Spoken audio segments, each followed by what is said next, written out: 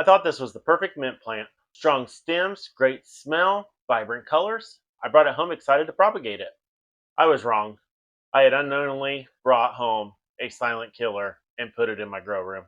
Welcome back to Garter's Gardens. The truth is, I missed the signs. By the time I noticed this powdery mildew, I had already taken the cuttings, put them in water, and introduced them to my indoor grow space. Now, most people would have thrown these out, but I see this as an opportunity. Today, we're going to take a mistake and we're going to turn it into a science experiment.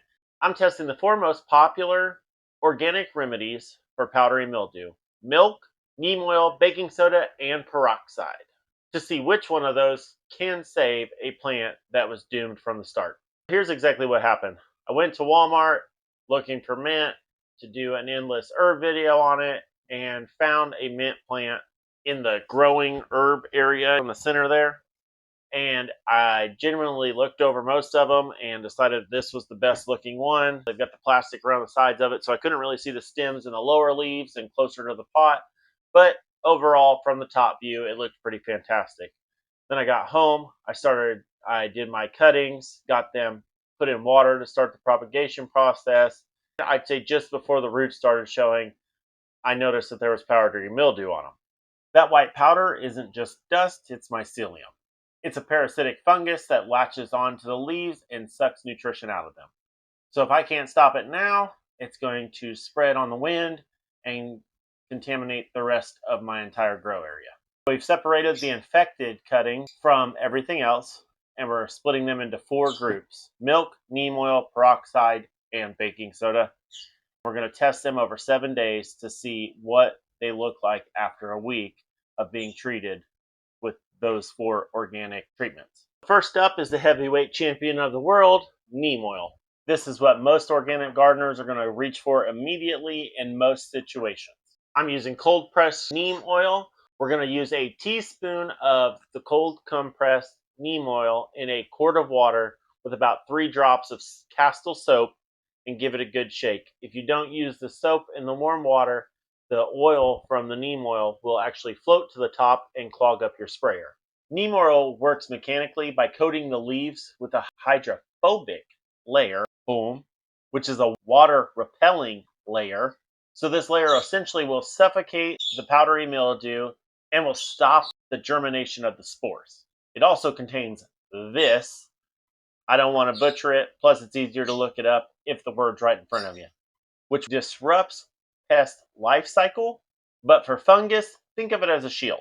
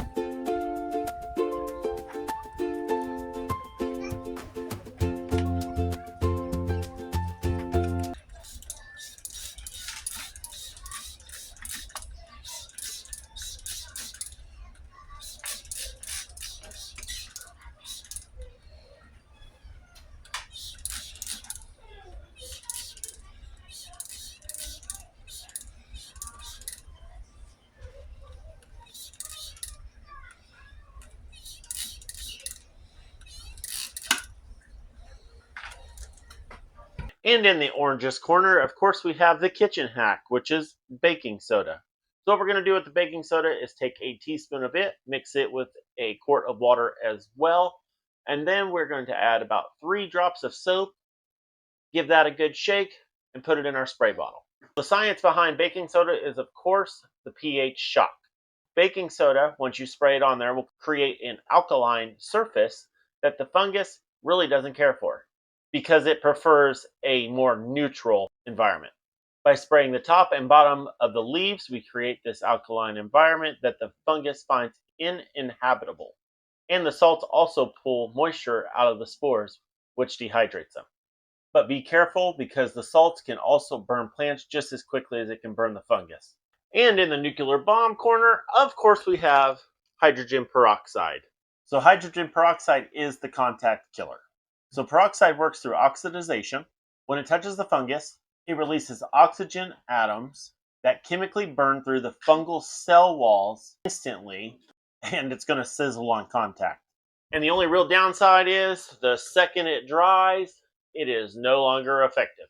It has zero residual protection, so it's like the napalm of the powdery mildew world.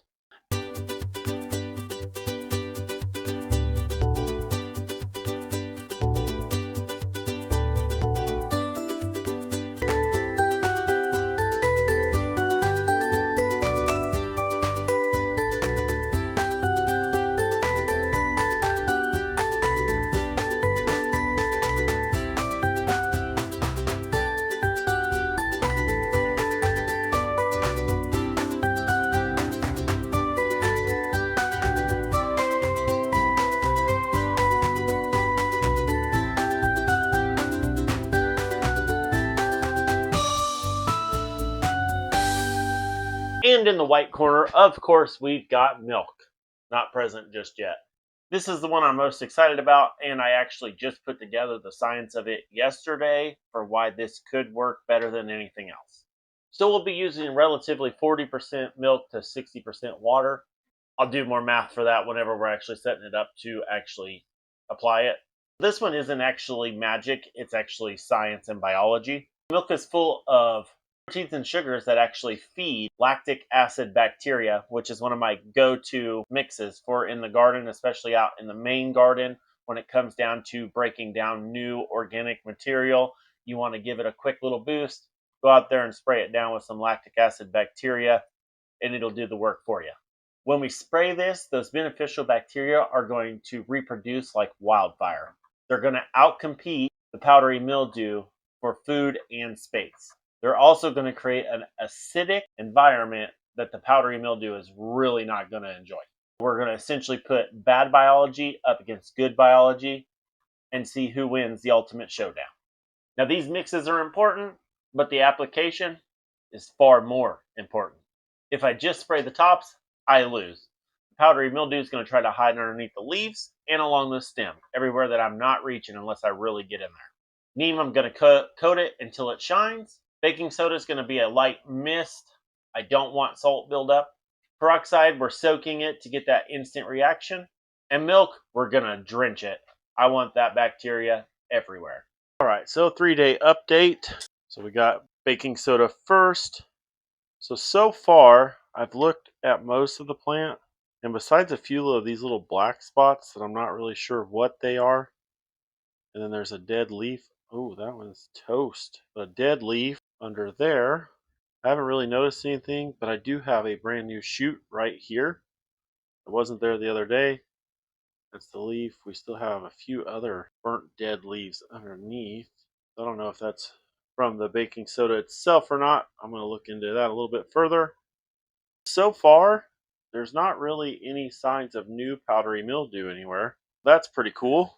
Peroxide seems to be doing the same thing. I do have a little leaf curl right here at the tip, but I flipped it up and there doesn't seem to be any powdery mildew underneath anywhere. That's a pretty good start. Just that one leaf seems like it could be damaged. Nothing crazy, can't complain. I can't really tell yet. That leaf might have a little bit of powdery mildew on it. With that one, possibly. We're going to let it grow out longer and see what happens on day 7. It does have a new shoot coming up on its own, which actually, it has that. Is this the one with the other one? No. But it has a new shoot underground, which is pretty awesome. And then Peroxide also has a new shoot coming from underground. And this is why mint is so invasive, because it'll just start sprouting up from inside the cup. It's crazy. This is the one that makes me sad. It also has a new growth just doing whatever under there. That's cool. The milk has got, I don't know if that is the milk itself or if it's new powdery mildew starting. We've got some milk residue underneath still, and we put it directly in the sun afterwards because it's supposed to cause a chemical reaction that is like peroxide. We'll see what happens in the next 7 days. So after 7 excruciating days of waiting to see who was the standalone winner in the 4 organic powdery mildew test, I think we're going to have to give these a once over and see exactly what you guys think. Guess we'll start with baking soda. So the baking soda, besides a little bit, it looks like burning. So maybe the mixture was a little too strong. Looks to be pretty fantastic, and I don't see too much actual powdery mildew on it. So I just put my finger in. Let's see. Neem oil. First off, somehow purslane decided to make an appearance in there as well. Can't tell if that's a little bit of powdery mildew or not. There's definitely not any on the stem for what I can see. I don't think that's powdery mildew. That might be something else entirely in there. And besides a little bit of burns on the baking soda plant, seem to be the 2 best ones. Peroxide definitely has some issues right there. Some more down here. Yeah, they're crusty down at the bottom. That one's definitely toast. I'd say the peroxide doesn't look too bad either, though.